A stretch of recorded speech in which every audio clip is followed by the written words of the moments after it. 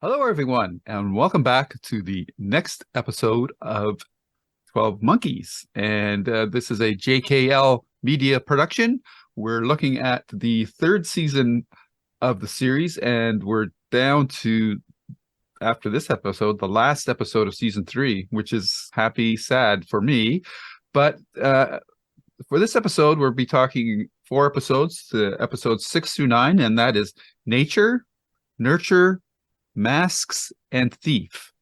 And stuff happens as it is wont to do with this show. And we're starting to see some nice and bittersweet callbacks for certain characters. And again, some really fun stuff, some really poignant stuff. One of the episodes has got a real Victorian, almost Edgar Allan Poe vibe to it that I really enjoyed. And we get a special guest that I was not aware of, and I don't think either of my co-hosts were, that just blew my socks off, and I think it's a perfect bit of casting for that particular character. But anyhow, we shall get into all that and more.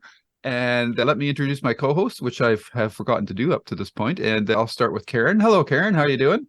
Hello, I'm good. Can't wait to talk about these. X. And Jesse. Yes. The very short Jesse. Yeah, very short. My camera keeps moving. We aren't going to talk appetizers. We're going to talk starters. Which anytime someone hears that, I hear that when it's on Ted Lasso, I always smile. Yeah, because very in British. America, yeah, it's not in here. It's appetizers, not starters. And I think starters sounds so much better. It's better. I actually say it because I watched the Great British Bake Off, and they say starters when they talk about appetizers on there. So very cool. Yeah, these episodes had a very British vibe to them overall, except for Nature, which was back in the 1950s, and we reunite with Agent Gale.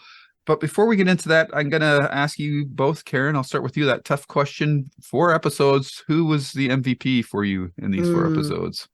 Oh, I should have brought this. I don't know. He was only in 2 episodes. I might say Ethan. I might. Okay. He was really good in these. But also, I think Eliza was a standout in this. And Jennifer as well. And we only got her in a little bit as well. Okay. Per episode. Yeah. Jennifer, Ethan, Eliza. Okay. Jesse, you're muted. It's just hard not to give to Jennifer. She just is so good in this. I love her. And the scenes where there's 3 Jennifers, the captive Jennifer, the elder Jennifer, and the young Jennifer all talking is... She calls them Three-Face. Yeah. It's Two-Face. Yeah, it's just so good. And I also think Katerina had some nice scenes where she says you were instrumental in helping my daughter, making some tough decisions. Gosh, and boy has, why am I drawing a blank? Deacon has had a fascinating character arc. So I'm going Jennifer though. I love Jennifer so much. So yeah, that's going to be my MVP. Yeah, and her shooting off rockets. Yeah. Yeah, that was awesome. Yeah, I think that she still stole the spotlight just a tad over everybody else. But it's the nature of the character, too. It's like in the Batman Nolan movies, the Joker, because he's such a rule breaker, always gets all the raves and that. And I think Jennifer's in that character is in that same spotlight because she's just doing all these crazy things all the time. And it's just funny watching her riff off of so many references from other properties and whatnot that it makes it quite a delight. And then after that, I think that the rest of the cast was pretty equally split, and they all got to shine in each, if not in an entire episode, they all got these really important scenes. I think the Cole Cassie relationship has really matured into something wonderful. And even Olivia, who has been a minor player up until now, who has been captured, she had some good moments as well. And it's just really hard to pick amongst them all. I just think the show is doing a terrific job of portioning out great moments for all the characters in this suite of episodes. And it's just really tough to pick. There's no weak links is probably the best way to say it. Yeah. Everybody's bringing their A game. Great. Even like the scientist characters that are in the background Oh yeah, get some good moments too, the right? Baldy was really good. Yeah. I Probably can his never best remember roles. Yeah, I don't remember his but- name either. The guy with the glasses. Yeah, Yeah. he had some good moments. She had a gun. Yeah. I don't know if you had a gun on me, maybe. And she goes Yeah, "Whoop," with her finger. yeah. So good. We'll start with nature, and that one we go back to 1953, and Agent Gale makes a return appearance, and for all of us, it's a more poignant reunion because we've seen what happens to him in the previous episode. So this is where the show really plays off of its strengths, and it's just it's just a really strong episode, and we see Cassie wrestling with her conscience about the fact that her actions are what led to his death. And that, Jesse, what did you think of this episode? One of the things that I loved is the last time we saw him, he said, "As well as I know you, Cole." He said, "Wait a minute, you don't know me." And he's, "Oh yeah, you're right." You knew he was going to come back based on that. Mm-hmm. That this show isn't going to, that would not be a mistake this show would make. It's a breadcrumb they were dropping. Yep. I also thought of the scene where yesterday's Enterprise, I think I've got it right, where the Denise Crosby character said, it sounds like my death wasn't significant, right? Or it wasn't. Mhm. And so, to have him share, did I make a difference? Mm-hmm. Right? Mm-hmm. That because was in effect, him knowing what the future was has in a lot destroyed his life. It's destroyed his family life. His partner makes fun of him every knock door. You think it's the 12 monkeys, even though when it's a guy paying someone to whip him, which I thought was a little risque, but fun to see, that in a lot of ways, his life has become worse because of the interaction with them. But he actually views it as better, that his life has meant more. And being able to say, yeah, brother and sister, boy, I was dumb about that. We liked him. I liked him. We all did the first time we saw him in the 40s. And talk about a wonderful use of a great character actor and bringing him back enough that it is truly like good seasoning in a meal. You didn't overuse them. You didn't underuse them. You just did it right. And if we never see him again, I will be sad, but I will go, if I was that actor, I would feel like, you know what? This is a nice little role I've been able to play, and I'm really blessed that I've been able to do it. Yeah, agreed. Karen. Yeah. Okay, there's so many things happening in these episodes. First of all, and this is on not a show point of view, but do you think that he is named after Dorothy Gale from The Wizard of Oz? Maybe. The last name of Gale isn't super common, but to me, it seems like maybe that character it reminds me of her journey a little bit, where she doesn't know where she's going, but she believes in what the witch has told her, and she's going to try and get there whatever way she can with her friends. And I thought to myself, if he's named after that, I got to look for all these hints if they're dropping any, but it seemed kind of Gale-esque for me as well. I also like that it looks like he doesn't change his decision. He saves Cassie in the end and dies doing it because that part of the story hasn't changed. And I think that shows his integrity and fortitude. And it's another reason to just love his character. I also like that he's an FBI guy, right? But he makes sure to do little things that make the things around him better. He goes and talks to the sheriff and checks in with him when they get to that Hope Falls or whatever town, just to say, hey, I'm here. I'm looking into some stuff. I just wanted to let you know that I'm another law officer here. And I think that's cool. That's a little beat they throw in to get him out of the way while Cole and Cassie see something. But I think it also shows his character. And I love his character as little as we've seen him in the show. Mm-hmm. And I don't think he's going to play a major part going forward. We might see him one more time again. But I really do enjoy his character. He's had a lot of good beats. You can tell he's a good agent because he reads into things and he gets things right. He gets the vibe from Cole and Cassie that they're not brother and sister, right? Yeah. And he also knows just instinctually that they're on the right side.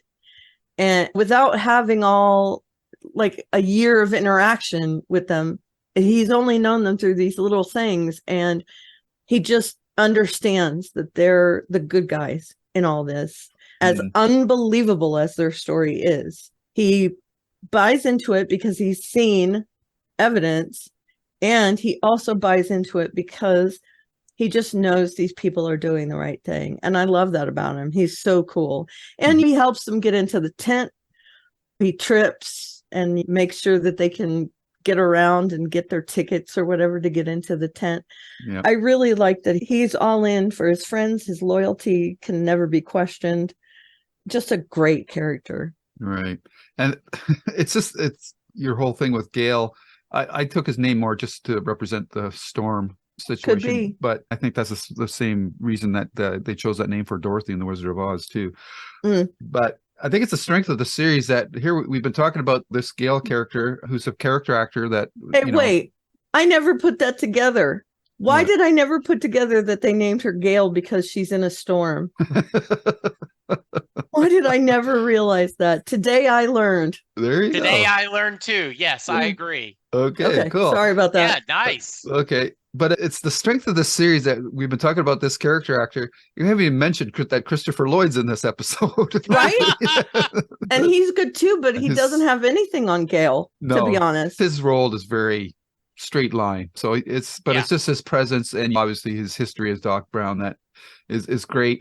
And I really love there's something about Carnival Circus Tents revival scenes that really work well for ramping up emotional impact. And the whole thing of Cole and Cassie being in that crowd and seeing their son and not being able to act upon their desires to save him or interact with him, as opposed to we've got Cassie and Cole are conflicting ends of the spectrum. Cole doesn't really know the child. Cassie carried the child, so she's got that connection. She wants to try to save him. Cole just he's gone back to the mission. Let's kill him. But the beauty of the episode is that when they get to that point in the next episode, Cole can't pull the trigger. So it's just really well done. Sad in this episode that I think this is the last episode that we're going to see Hattie Whittingham from Ted Lasso, because badass Cassie burns her up. And we talked about this in the previous episode where I think she's Magdalene, isn't she? Magdalena? Yeah, Magdalene. When she keeps on killing herself, she does it again in this episode before Cassie kills her. So I'm still curious about these multiple instances of characters offing themselves, because if she did it once, why would she have to do it again? So it's at that point is confusing to me, and I'm worried that Cole and Cassie might face that kind of choice as well. So we'll have to see. How that goes. I get that. I understand that. When you go back to warn someone to change the future, you're a remainder. You're not in that future anymore. So you let your past self continue on and become that other person. But in the case where they kill her and she's not coming back to warn anyone to change the future, she's not a remainder anymore. She's just herself. So she's not coming back, I'm guessing. Right. And Hannah Waddingham, she's so good in this as like this. You expelled him from your body. You rejected him. It's such a weird way to look at things, but if they're a fanatic, you can see how she would come to that conclusion. He's meant to be here. And so Magdalene was crazy good for me in these episodes. Yeah, sure. Anyway, sorry for interrupting. No, that's you. okay. She reminds me of Nurse Nurse Ratched Ratched. from Yeah. One Who Flew Over the Cuckoo's Nest. Yep. I do hope that we're going to get more backstory on her, because I'd like to know how she came to be where she was, like why she became like one of the four horsemen. That'll be interesting to find out. Jesse, what did you think of the carnival tent stuff? Yeah, I love the carnival tent. I do. This is such an interesting story of Cassie's child, this child of time, Mhm. being more than just a witness. It just, and the idea of nature or nurture, which is very cleverly used in the titles.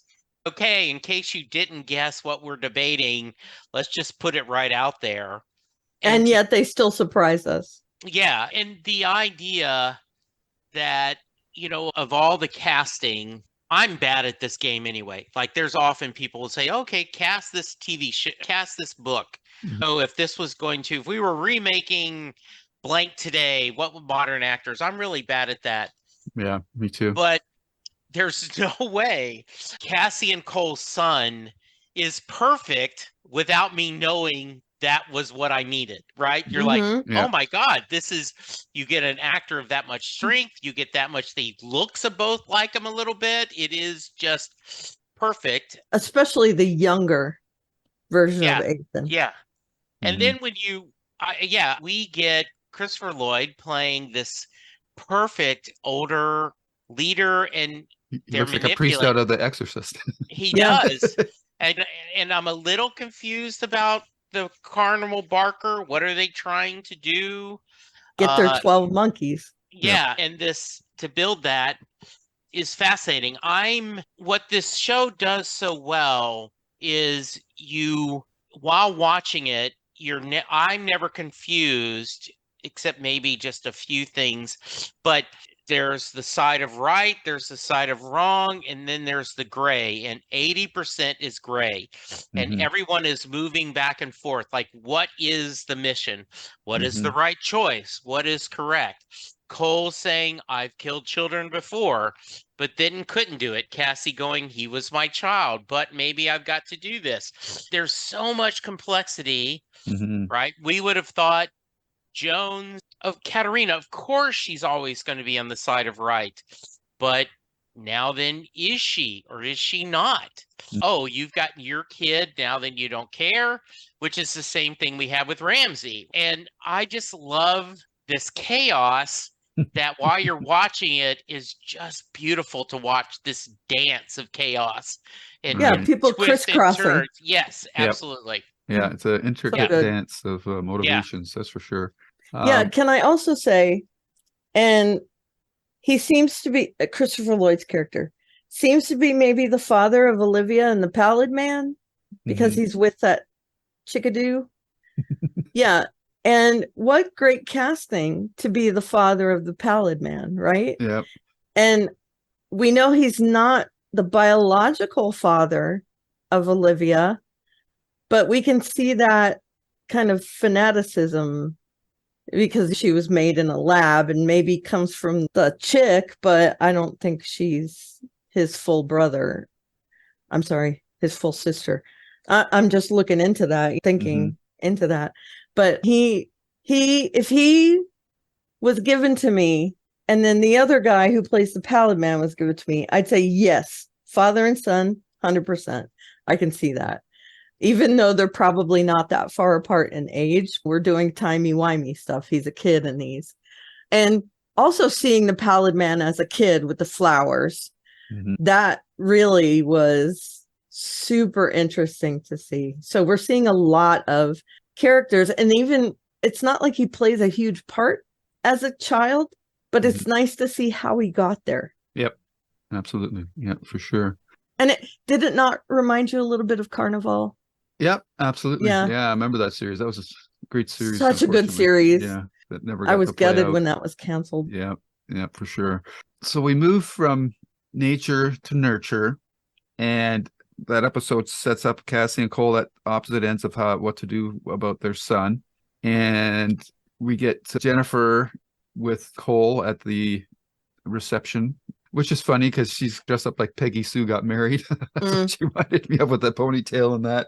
So that was all pretty cool. And at the same time, we're finding out through Olivia that Jennifer's been holding back information from the team about how to prevent Cole and Cassie from carrying out or whatever they don't really know what they're trying to do. They assume they're trying to protect the witness, I think. But so we get some fun sequences where they're jumping in and out of different locations and fighting Deacon and Hannah. So that's all that fun stuff. And yeah, there's just a lot of great stuff in this episode, Jesse. And like you said, that the title is working quite well as well to support the theme of what the episode is about. Yeah, I just think this is so interesting of what they're trying to do. And jumping ahead a little bit, Deacon is not trusting. He's reading between the lines. Hey, what do we maybe do? They figure out that Cole and Cassie are hiding something, and they figure out what. And I really wanted to go to the next episode when we skip ahead. And if I can jump just ahead, but you guys are talking about that Jennifer is just insane, right? Mm-hmm. And he's, look, I killed her once. I'm not killing her again. Where do you want to go? Mm-hmm. And she's acting all crazy, like, hey, we're going to put you back. And then right before it leaps, she has this Wink. clear as a bay, Yeah. winking, and she's sly as a fox. And we've been played. Yep. You know? And what I loved is I had the question a couple episodes ago, okay, we brought past Jennifer to the future to watch old Jennifer die. Mm-hmm. How does past Jennifer get back to grow up to be old Jennifer? Mm-hmm. And they completed the loop, right? She's back. You would think over the next season, because we are down to the last season and a couple episodes, that she won't ever go back to the future again. And so now then she's going to run her time where she will know her future, but she will live this long life. Just as you talk about this circle of life, so well done. Yeah. Yeah. This episode, Nurture, it couldn't have had a more apt title. Yeah. We do a lot about nurture in this, where Hannah's wounded and brought back, and we have the mention of being a mother. We have Cassie going back to talk to her mother in that episode, and her reversing her regret about not going to the museum with her mother. It almost made me cry. She gets the memory in her brain. Yeah. And the nosebleed. And the nosebleed, the dead giveaway that she's changed something. And the way she talks to her mother, and her mother getting the vibe, I know who you are. That kind of knowing who your daughters and sons are out of instinct. And we get that also come around with Cole, that he realizes he has that instant connection when he sees Ethan. Mm-hmm. You're my son. I don't know what to do. And he looks in his eyes later after the tent, and he realizes, I can't do this. I can't kill you. Mm-hmm. Yeah. And so Cassie's mom is played by Kristen Booth, who is one of the leads of Hallmark Channel's Signed, Sealed, and Delivered. That may be where I know her from. Yes, she is. Yeah, Signed, Sealed, Delivered is this wonderful series created by the same person that did Touched by an Angel. The premise is that these 4 people working in a post office find dead letters, and they discover who person had sent the letter that needed something. They solve a mystery, and they fix issues. It is Quantum Leap, but set in a post office. And Kristen plays the character Shane, who is the female lead. And she also is in The Boys. And in interviews, she always has to tell, okay, my people who love Signed, Sealed, and Delivered, be very careful if you don't watch the boys. Yeah. Because I play a very different character. But seeing another Hallmark Channel, someone I adore, made me just smile. And I was like, look, look. So yes. Did they ever have scenes together in the Hallmark movies? I don't Or- think they. Oh, I do okay. not believe they've ever been in a movie together. Huh. I do not think so. Yeah. Hmm. Yeah, Mhm. that scene with her and her mother was just that was just really well done, and So what's good. the Yeah. parallels between how she's feeling about her relationship with her mother and her non-relationship with her son at this point are quite really well done. And I thought it was one of Amanda's strongest episodes to date. I thought that she played that quite well. Though Well, she does have a scene later on with Ethan that's pretty strong too. So Yeah. that's what I was going to say, right? yeah. This is how cool is it that we get that, and then we get Ethan separately meeting with his mom Hmm. and meeting with his dad, both in very different circumstances. Yeah. Which, if you had a portable time machine, of course you would do that. Yeah. Especially, there is a whole series waiting out there if you just wanted to do Ethan could be time of the week, that Hmm. you Right. could do an episode of the week with him doing this. So well done. Jumping around. Yeah. Yeah, just Mhm. in hearing him And grow. and you can see that he is trying to figure out why they abandoned him, Yes. especially Cole, Yeah. Mhm. because he asked him about his father. And I think he sees where Cole is coming from, even though he doesn't have the whole story Hmm. of why he was taken by these people. I'm sure they told him something else. Hmm.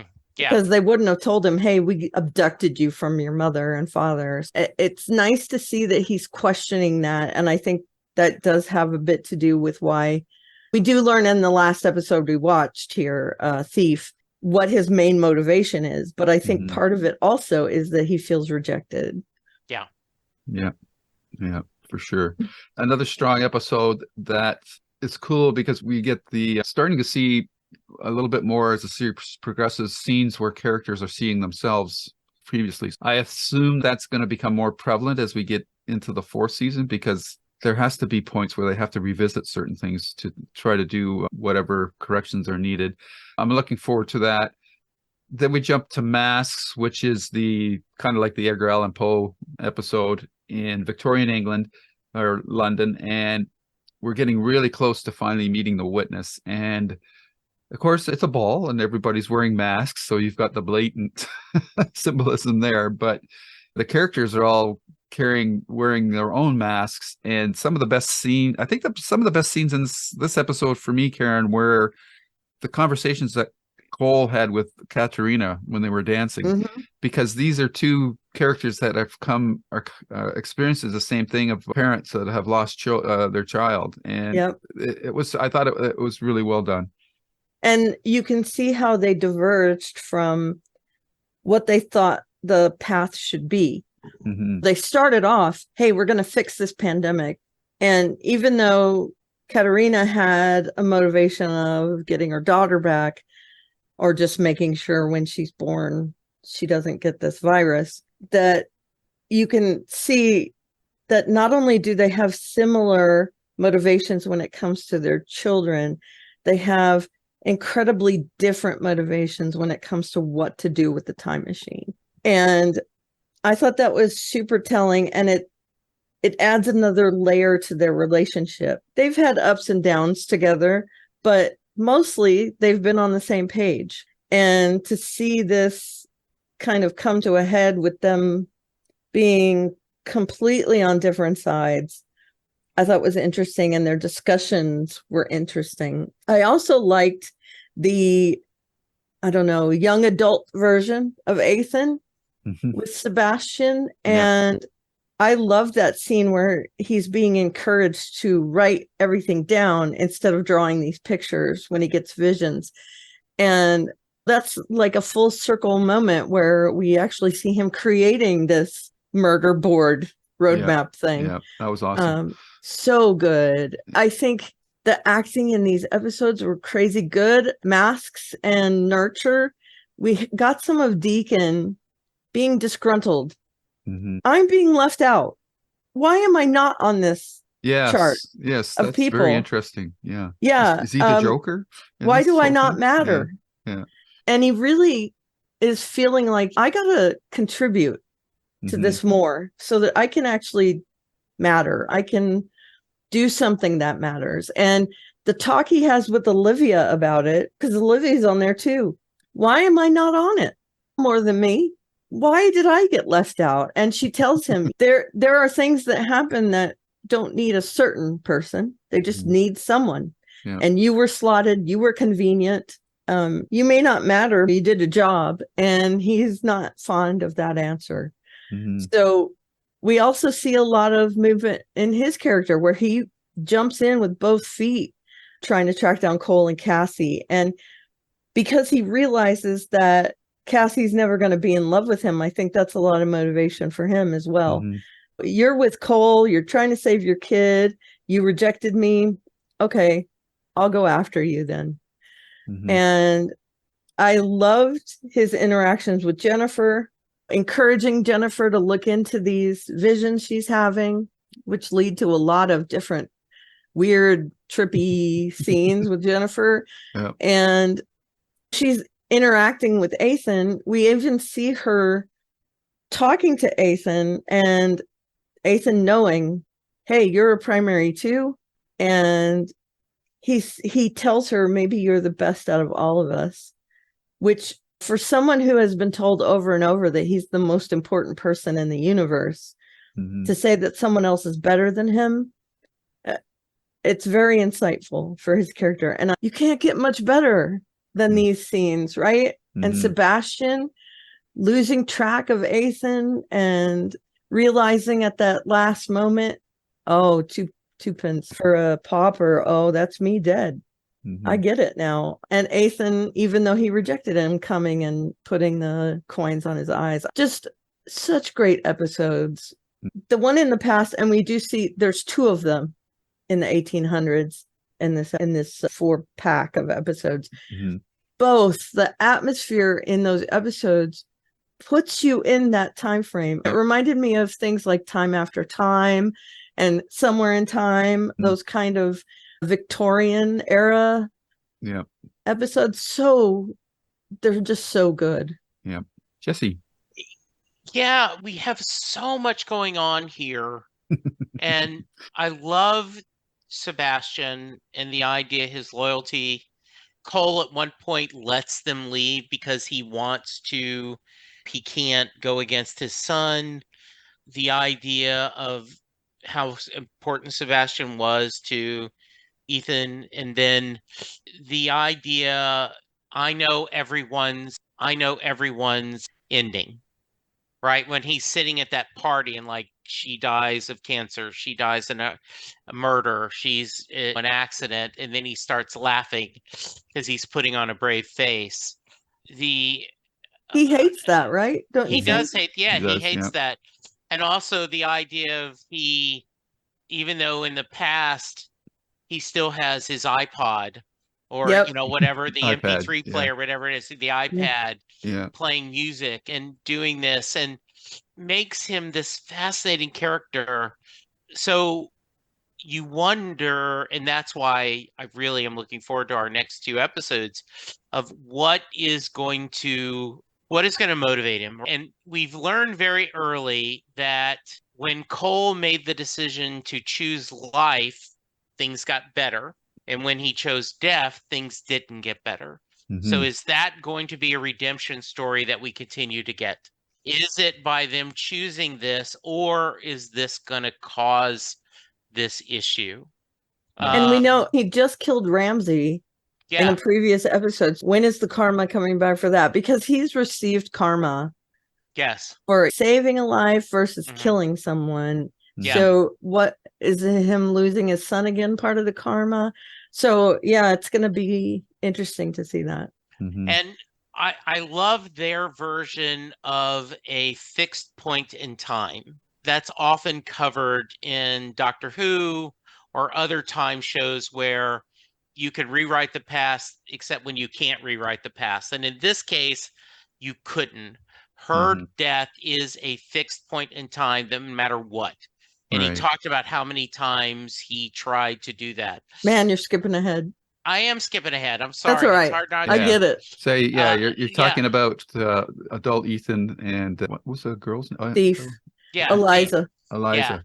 Yeah. All right, so back to what we were talking about, right? The idea of that God, it's all timey-wimey jumbled Merging together. Yeah. Yeah. That's I okay. just want to make sure to talk about Thief as a self-contained episode Yeah. We will. yeah, Yep. because that episode was really important, I think. Yeah. But anyway, go ahead. Yeah. Sorry, Jesse. Yeah, masks, we get beautiful staging, costumes, Mhm. everyone being there and trying to interact together. We get the great line, Olivia tells her you should stop smoking, Yeah. Mhm. which I thought was a wonderful line, right? And she puts out her cigarette. Yeah, which is almost as good as giving the razor.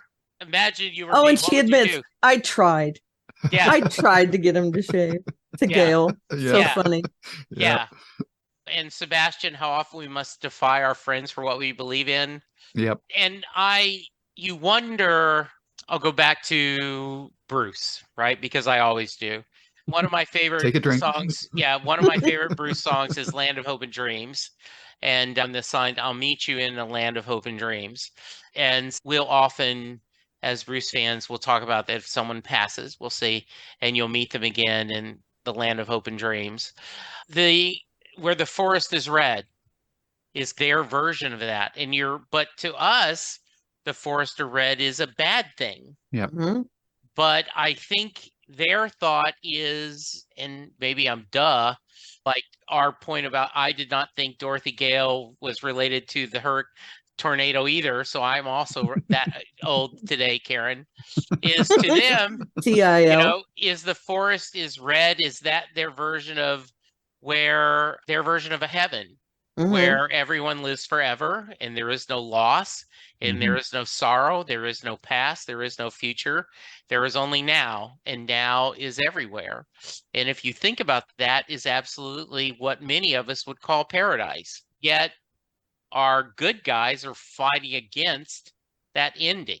Because it means the end of Yeah. human life at that Right. point. So is that the right choice? Yeah, that's an interesting dichotomy because I don't know if the series is going to go there, but time is what gives context to our life, and without it, to be in a frozen moment only works if you've lived a life. Yep. Yeah, so that'll be interesting to see how that And plays out.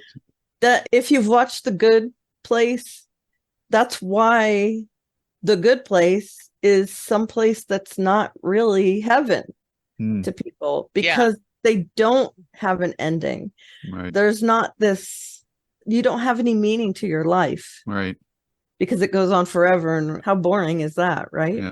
So I don't know if either one of you, my latest musical obsession is Jason Isbell, and I don't know if you guys have spent any time listening to his music. No. But he has a song called If We Were Vampires. Okay. And it says Sounds awesome. It's knowing that this can't go on forever.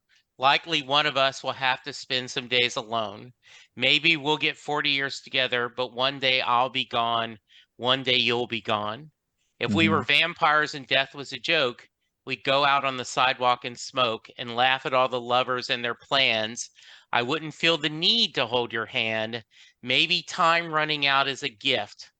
I'll work hard till the end of my shift.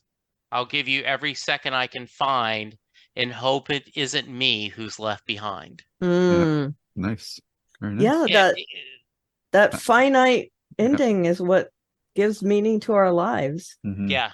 And also to us, it looks pretty chaotic, the Red Forest. So do they really think it's gonna be settled, be something that's pleasant to deal with? That's also a question. And I want to give props, big time props here, to, especially in masks, to the costumers. Beautiful. Amazing. The show does not look Victorian. cheap. No, It does not look cheap at all. Yeah.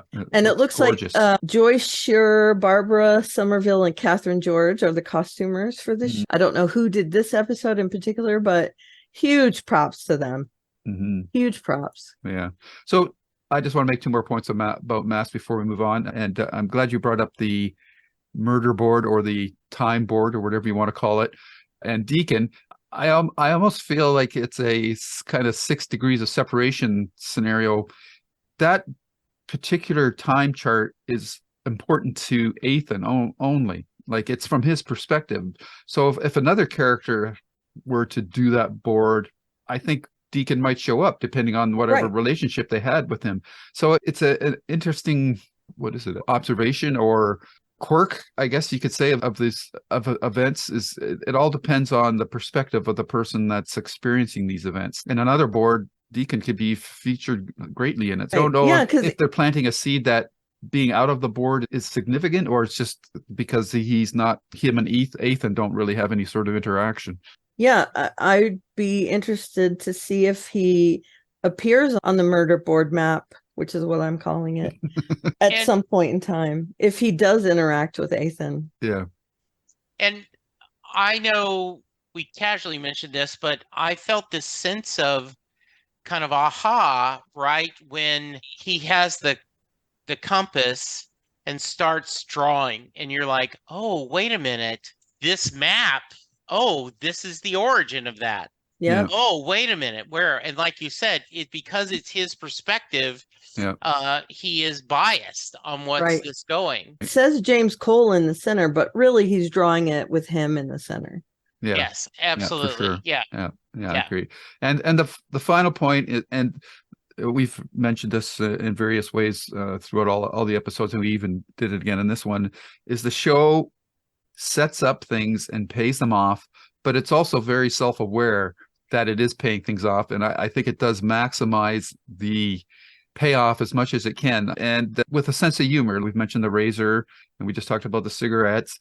And through this whole series, for a greater part of the series, we kept on hearing about the witness. When are we gonna finally meet the witness? And then they play that scene where this masked character walks in the room. We're all thinking, "Oh, this is a witness. This is a witness." And then it pulls off the mask, and it's Jennifer, and she lets all those fireworks go off. I just thought that was fantastic. So good. I just loved it. This is the part where you run. Right.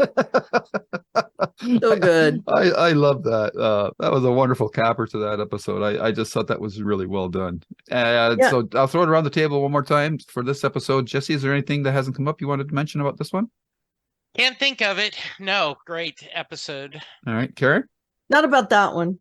I'm anxious to talk about Thief, though. Okay, yeah. I think this was my favorite out of the four. Yeah, and not because the other ones were bad. It's just because No. we finally get to pay off who the witness is, and we see at the very end of this episode who the witness is. And the show has had inspired casting all the way through. But my God, to cast the character who played one of the most duplicitous characters I've ever run across in James Callis as Baltar from the Battlestar remake is pure genius. Now, at the time, it probably meant more at the time because we're 10 years beyond the show, and Battlestar Galactica is, I don't know, 15, 20 years now. Maybe the impact of who this actor is not going to be as heavy on people new coming to the series. But this guy is the perfect suave, conniving actor that you could cast to play this Ethan character who we've been geared up through all these episodes that this is the bad guy, this is the bad guy, this is the bad guy. We get a little more ambivalent about it once we find out who his parents are.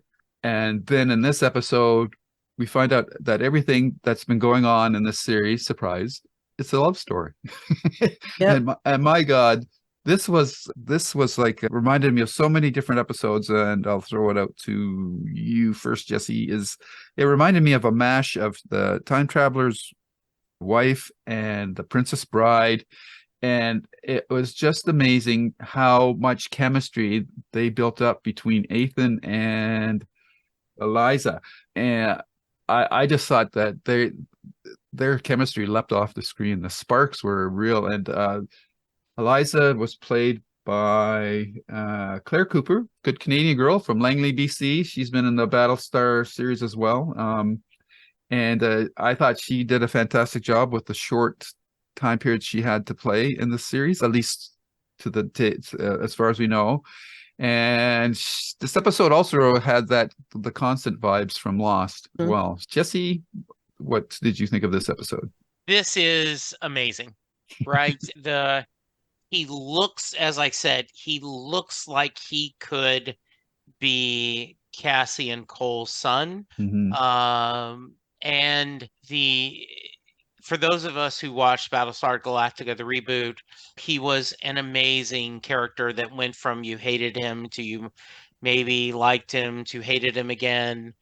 And he has just enough disdain and aloofness.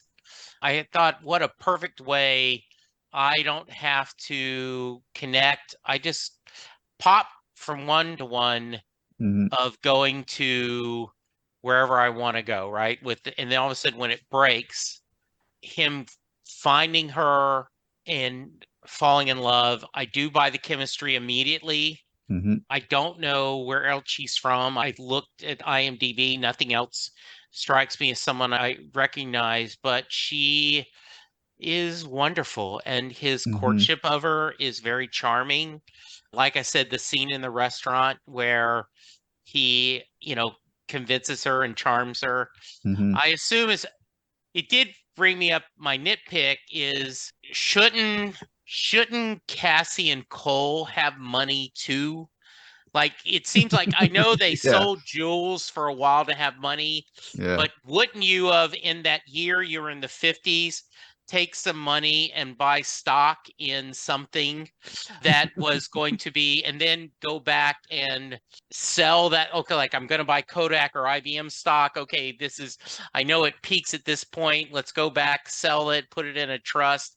Similar, like they have the hotel room in perpetuity, right? Yeah. Right. Just a nitpick, but I just thought of that, right? Yep. Because Yep. that's why he's rich, right? Because he can go back and Yep. manipulate time Yeah, and I mean, always have, IBM and Xerox were around in the 50s, right? yeah. And then later could buy Apple stock and Microsoft and Exactly. Dell. And yeah. Yeah, I just loved everything about this. And Ethan is just, you feel for him now. Yeah. He can't be the bad guy. And this is the cliche, right? It starts with a woman. It always starts with a woman, right? This is a love story that we didn't know it was. Yeah. And I am not a big Iggy Pop fan, but Mm. The Passenger, that song really worked during that period where he Mhm. did. Mm-hmm.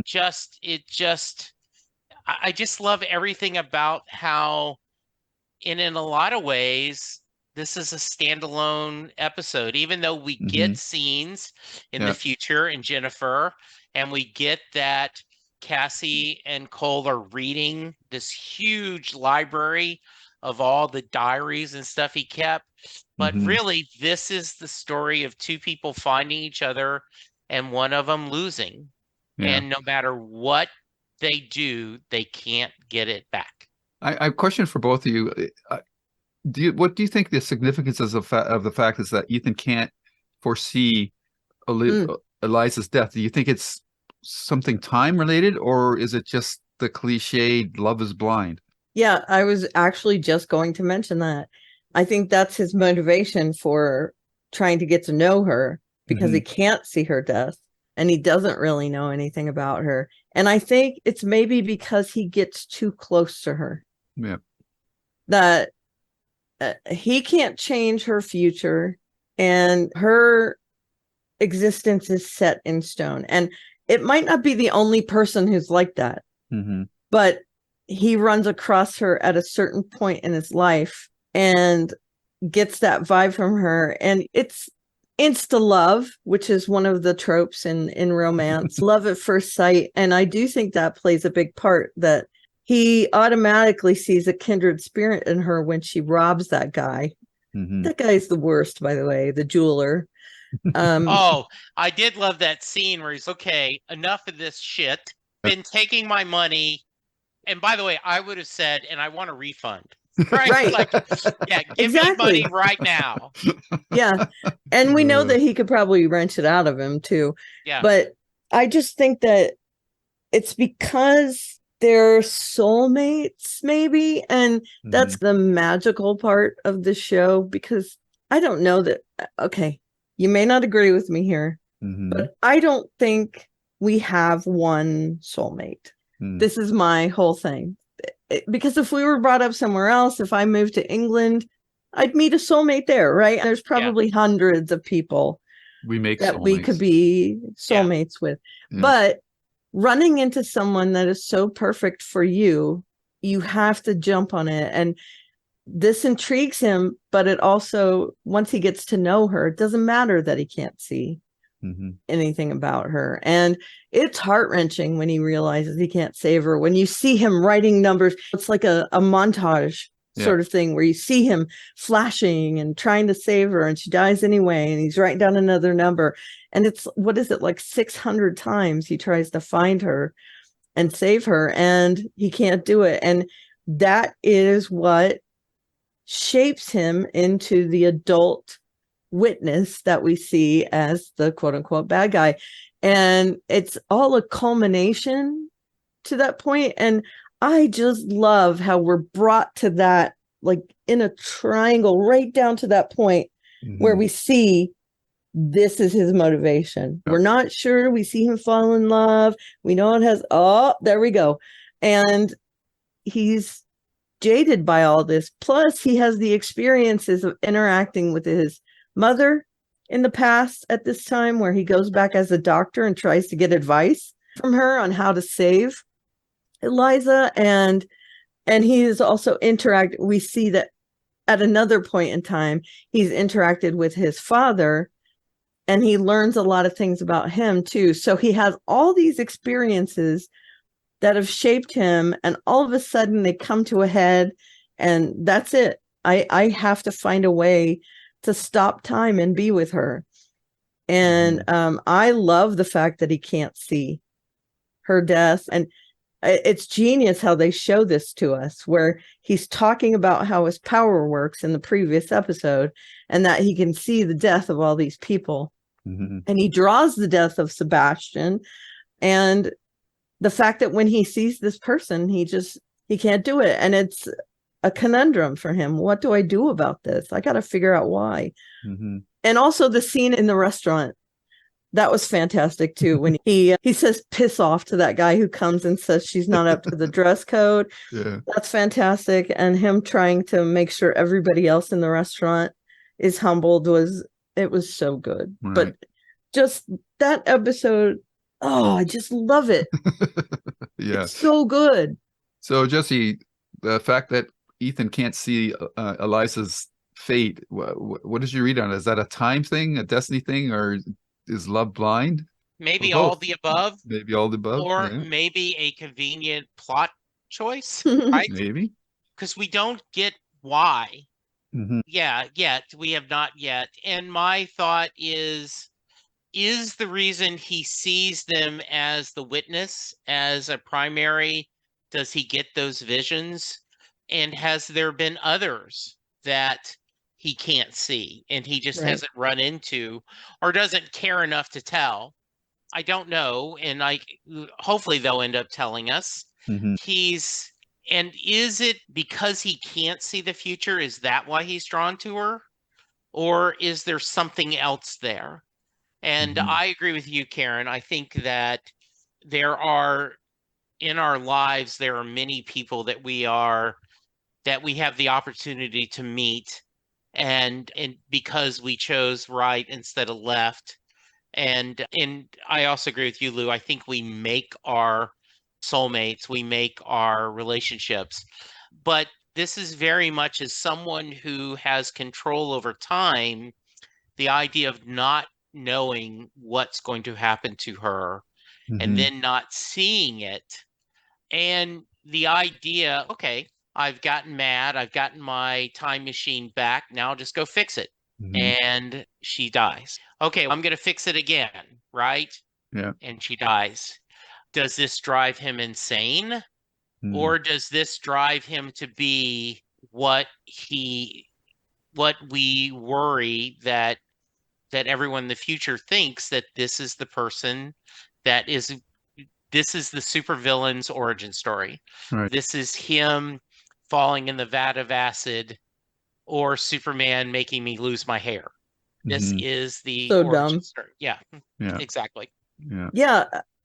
I have to say to you, all of the above. I Yeah. think it's a culmination of all of these things that have added up to what he is. I also love the concept of the titles of the episode meaning a lot of different things. Mhm. We get that in Nature and Nurture, in Masks as well. Yep. And in Thief here, we have Cassie actually saying time is a thief.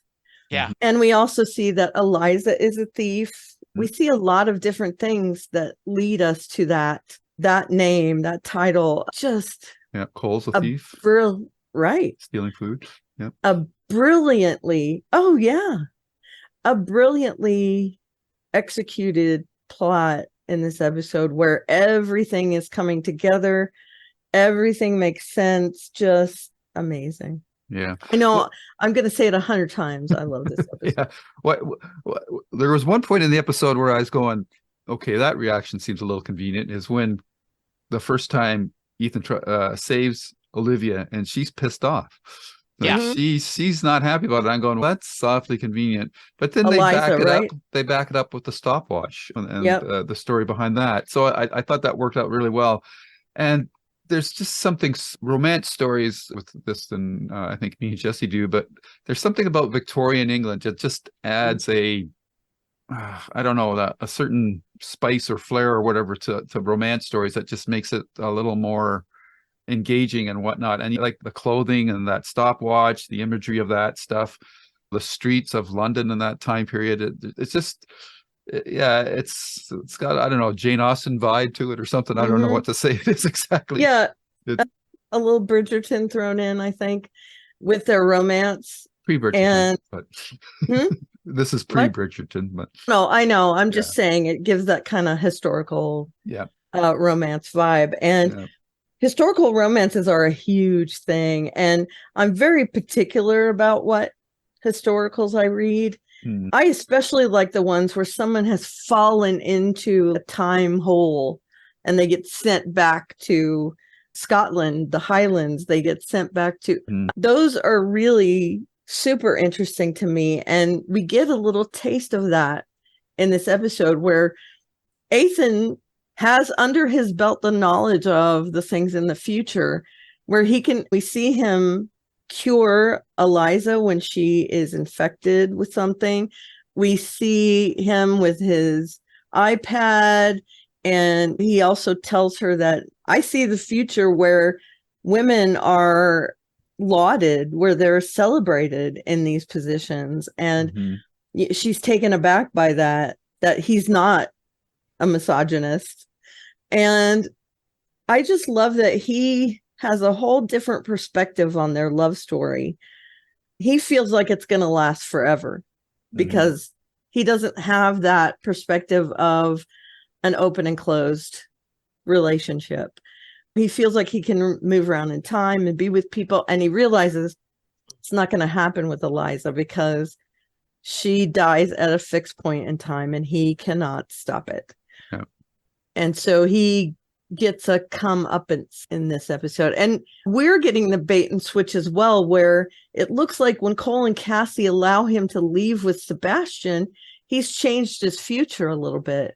And we realize, you know what? That actually leads to his future as the witness. Yeah. So I honestly think that they're giving us stuff in such an interesting way, and it makes this show really great. I have to say, huge props to Terry Matalas. And also, I love that when we tweet about them, they like our post, and I feel like, hey, we're being seen a little bit. Yeah, that's pretty cool. That's always cool. And I like also that we're seeing these actors and actresses from other Terry Matalas shows like Picard and all that. Deacon is from Picard. And also James Callis was in a couple episodes of Picard. Yeah. He was also in Bridget Jones's Diary, which is cool, I think. But Aaron Stanford was in Picard too. He was a Ferengi. Yeah. Yep. Yeah. So shave. I just, yeah. Oh, and also the shaving thing, Ethan takes that on as well. He is very scruffy also. But it looks better on him. I think it's because it's the darker. It does, definitely. Yeah, he's not a towhead. He has that's blonde. I know it just sounds I'm funny sorry. when you say it. We're talking about historical romances. Right. He's taken it to a new level. Not Mhm. only is he scruffy, but he's got long, when he doesn't take care of it, unkempt hair. Yeah, So, greasy. yeah. Yeah, When he yeah, doesn't take care of it, when he's trying to be in English society, he makes sure he looks good, but he's still yeah, got the scruffy yeah. thing going. Like So, father, like son. exactly. Exactly. Jesse, we've left you hanging out there. Speak Yeah. up, No, son. Sorry about that. no, I love this. Yeah, I think this is one of the things we see often in enough that it is a trope, right? Is that by trying to stop something actually means you fulfill Yep, the destiny, right? yep. That if you had left things alone, things may have gone different. Because you intervene, you end up getting this. So I love this idea of our character is going time to time, not feeling anything, not connecting, not making any relationships, just enjoying life. I have a time machine, therefore I can go all of time and space except just time. Hmm. And all of a sudden, he makes this emotional connection, and as life or fate is well to do, it ends poorly. Yeah, yeah. And if you feel like you're God, and Katrina has that perfect thing about if you believe in a God, she has a nice monologue of you can't change this. And because you can't change it, it changes you. And I will tell you, only because I love and respect our bond as friends and podcasters, that I did not go to the next episode. Same Like when here. you're seeing those and okay, we're here at the end. Yep. And you're like, holy crap. Yeah. Yeah, I Like, have to actually force myself to reach for the remote at that yeah, point. because you're like, oh my goodness. Yes, yeah, I'm sorry, Lou. I misunderstood. Hmm. And it just such sadness in his eyes Hmm. and then such happiness. He's still getting the dreams, he's still getting the vision, nightmares. And then this is the episode where we get the triple Jennifers, right? Yep. Yep. Yeah. And we've spent so much time talking about him, Hmm. this storyline, right? Of just her, everything working out and doing this. One of the things that in today's episode that we recorded earlier on Babylon 5, there was a discussion about intellectually setting up a storyline and then having an emotional delivery. This series, as it's developed, has done a better job, and maybe because I'm fresh with this, Hmm. but of not only I'm seeing them connect the dots, but it's paint by numbers. We all used to do a paint by numbers, or most of us did, and it makes no sense. You're just putting in the colors where they tell you to do the dot. Then all of a sudden you go, oh my goodness. Hmm. Now that I step back, I see the whole picture. Dude, I still do that. I feel like I this have an is adult coloring book on my okay. tablet. Yeah. This feels like they're doing that, right? They're putting the pieces together. And then when we step back, we're like, oh my God, what a musical song. What a beautiful portrait they put together. Hmm. Yes, Yeah. definitely. Yeah, I totally forgot about Jennifer, which is sad. You mentioned that she's leaving out information, which she is doing. I also think she's sabotaging them when she can. Oh, Yeah. absolutely. Absolutely. Yeah. Yeah, Yeah. for Yeah. sure. Yeah. Yeah, which you can see her like furtively looking at them. What can I can't give them this information. Hmm. They can't find me out. And then they find her out and they put her in the cell. And we know it has become this flip where Olivia has been in a cell all her life as well. And they use that to break her, right? Or to try and break her.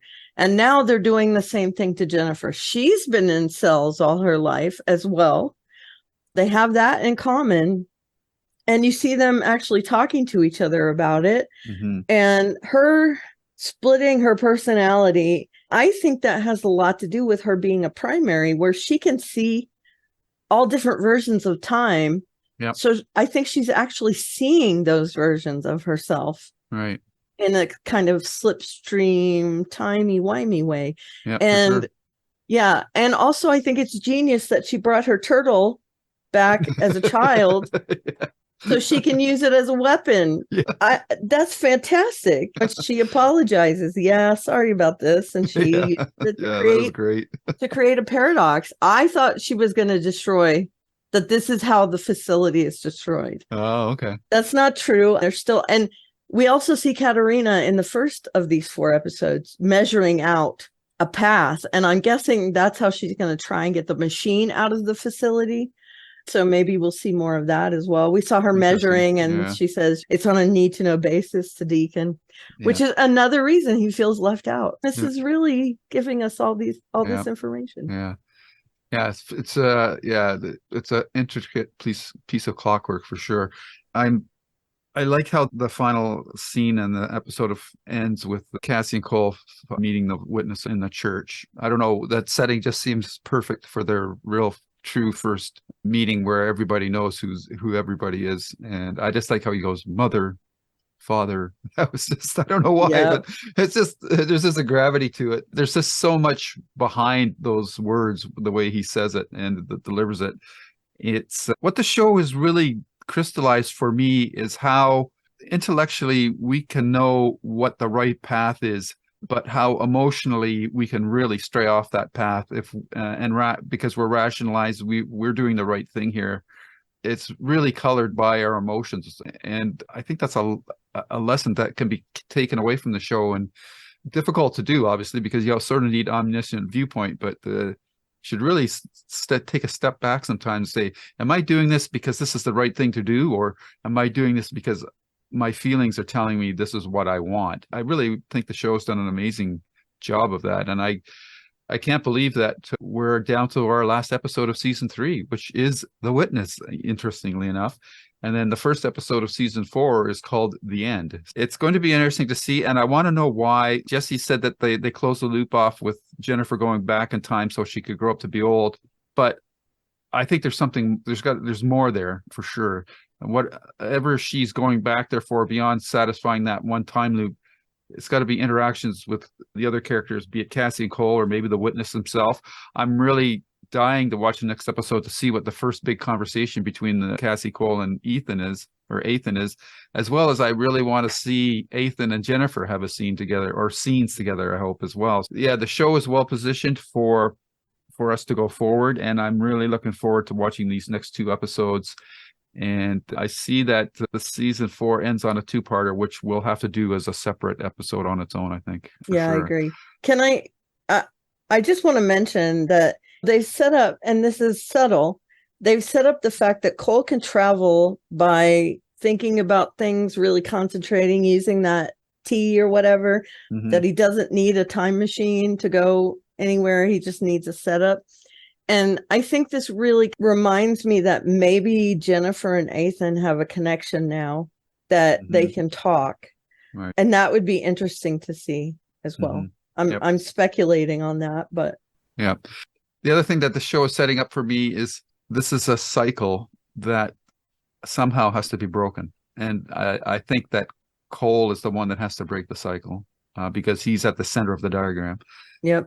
So that's important. And Ethan has this unique viewpoint because he's one of the few primers that not only has visions, but he's actually traveled to all these different timelines as well. So I wonder how, I just don't know how his role is going to play out in the series, but I love the fact now that we're conflicted about what's going forward with him as well, because now he's a character. He's not just a concept, and that's really cool.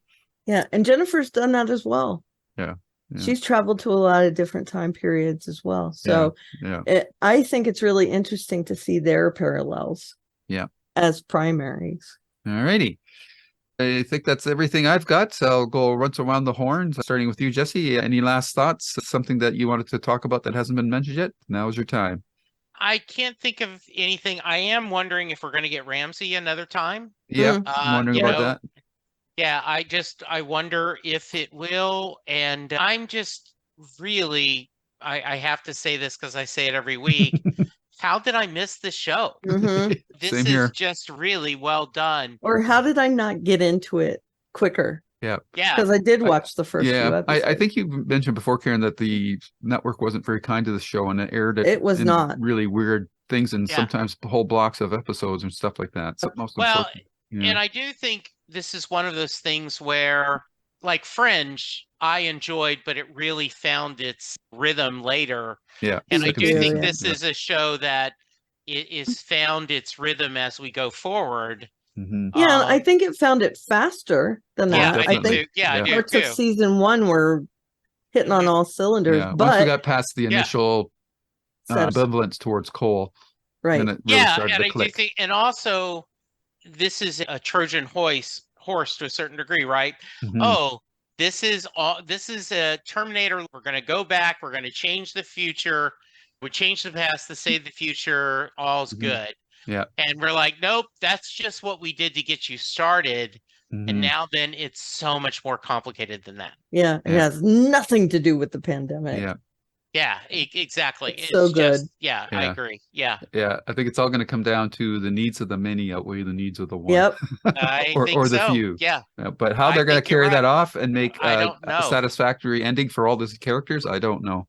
Yeah, Yeah. I would say the needs of the 3 Yeah. because Cassie, Cole, and Ethan, I think, fall into a little capsule group Yeah. because they want Ethan. Ethan wants time to go away. Yeah. Mhm. So All Yeah. righty. So there we go. One more episode in season 3. Hard to believe. yay, I But can watch the next 2 episodes. there you go. All right. With that, I want to thank both of you. Another great, fantastic discussion as usual. And to our listeners out there, I hope you enjoyed this as well. Jesse, if people want to find out more about you, where should they go? You can find me at Jesse Jackson DFW on Twitter. You can hear me talk Doctor Who on Next Stop Everywhere and Set Listing Bruce, where I am talking a lot of music. As we release this is soon to be September, and September is a couple of special things. It is the 8th anniversary of Set Listing Bruce. 2015 is when I first put out my episode, and September is Bruce Springsteen's month. So I always try to do a couple of special things in September, so please check that out. Cool. Karen. Yeah, before I give out my stuff, I wanted to make sure to mention the fact that Aileen Sorkin died Oh, yes, yesterday. please. So glad you. As a nerd, her being the main voice of Harley Quinn over the years, I really loved her portrayal. She was a nerd as well. She read comic books. She really enjoyed her character. Also great on Duel, Days of Our Lives. That's where I knew her from first, and then she became Harley Quinn, and I was very excited. So it's quite a loss to the superhero community. Okay, now down to me. You can email us at jklb5podcast@gmail.com. Sorry, I'm spacing out. And I am at Eleveria on the various social medias in the Twitter bio. At that location, you can find a link to my blog and you can find a bunch of other links there. Cool. And you can find this podcast on YouTube at Lose Reviews, where we are also doing our Babylon 5 series review, as well as we have interviews with writers and Stephen King podcast. And on Twitter, I'm at Lou W. Sitzma. And with that, the tether that brings us together each week is going to snap once again, and we're going to fall back into our other existence. And I trust that my co-hosts will have a great week, as well as to you listeners as well. I hope you all have a great week, and may all your connections be the ones that you enjoy and treasure. And with that, I'll say good night and goodbye. Bye-bye. Bye. Bye. Take care.